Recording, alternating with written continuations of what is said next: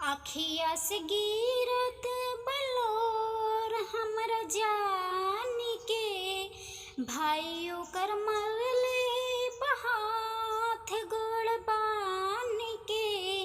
आखिया से गिरत बलोर हमरा जानी के भाइयों कर मरले बहाथ गोड़ बानी के। वकरा बिना कैसे हम रह पाइब रे। एको सुइया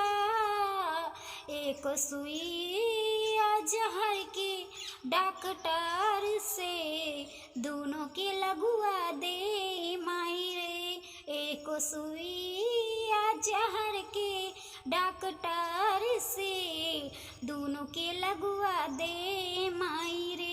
मानतानी जात हमर बड़ुए दूसर हो चिर के देखा के बाटे खून की कलार हो।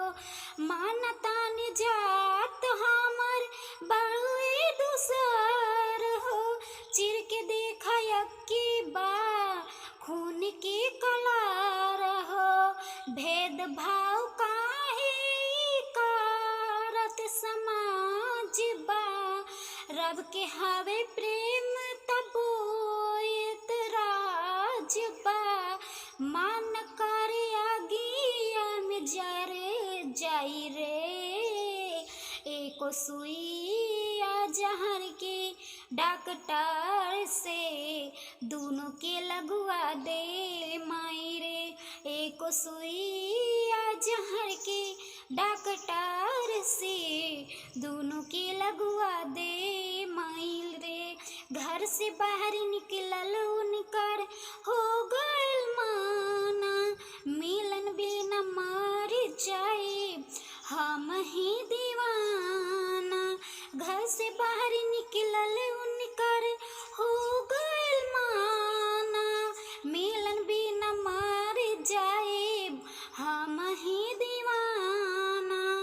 कर लेनी हो माई दोनों हाथ जोड़ के बुझला दर्दिया तू हमारे ही जान के। दुल्हन बना के वकरला दे माई रे।